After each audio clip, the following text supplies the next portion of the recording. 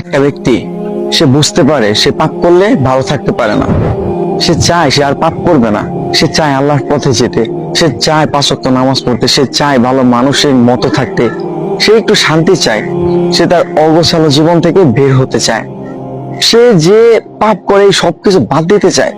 কিন্তু এরপরও মানুষের ধোঁকা, নিজের পরিবেশ, শয়তানের ধোঁকা, নিজের নফসের ধোঁকা, এই সবকিছু মিলে পাপ করে ফেলে। জানেন, এরকম অনেক ব্যক্তি আছে যারা এই অবস্থার মধ্যে আছে যে সে পাপ করতে চায় না, সে পাপের মধ্যে যেতে চায় না, কিন্তু এরপরও নফসের ধোঁকা, শয়তানের ধোঁকা, আজে বাজে মানুষদের সাথে মিশে বিভিন্ন ধোঁকায় পড়া, এই সবকিছুর কারণে সে পাপ করে ফেলে, সে ভুল করে ফেলে।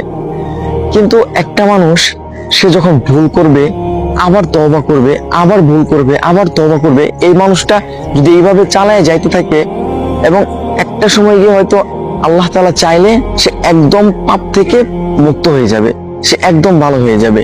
একটা সময় সে একদম পাপ ছেড়ে দিবে। একটা মানুষ সে পাপ করতেছে, কিন্তু সে যে পাপ করতেছে এটা সে ভাবতেছে না, এটা ভুলটাকে সে ভুল মনে করতেছে না, পাপটাকে সে পাপ মনে করতেছে না।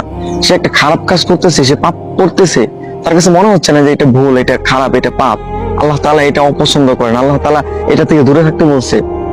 এই মানুষটা যদি পাপ করার সাথে সাথে এইরকম চিন্তা করে আর মাফ না চায়, তাহলে এই মানুষটাই মূলত পাপের কারণে ধ্বংস হয়। এই ধরনের মানুষ, হ্যাঁ, এই ধরনের মানুষ মূলত পাপের কারণে ধ্বংস হয়। কিন্তু যেই মানুষগুলা পাপ করে আবার আল্লাহ তাআলার কাছে মাফ চায়, সে পাপের জন্য তওবা করে, সে আল্লাহ তাআলার দিকে ফিরে যেতে চায়, এই ধরনের মানুষ ইনশাআল্লাহ একটা সময় গিয়ে সে ধীরে ধীরে ধীরে ধীরে যখন পাপ করে আবার আল্লাহ তাআলার কাছে মাফ চায়, তখন এই যে তার এইভাবে চলতে থাকে, তখন না সে একটা সময় গিয়ে বুঝতে পারে যে আসলে পাপ করার যে খারাপ প্রতিক্রিয়াগুলো আছে সেইগুলা কি। প্রত্যেকটা পাপ আর প্রত্যেকটা খারাপ কাজের বাজে একটা প্রভাব আপনার জীবনের উপর পড়বেই পড়বে। সুতরাং আপনি পাপ করতেছেন, আপনি ভুল করতেছেন, আপনি ভালো হতে চাচ্ছেন, এইটা একটা ভালো অভ্যাস যে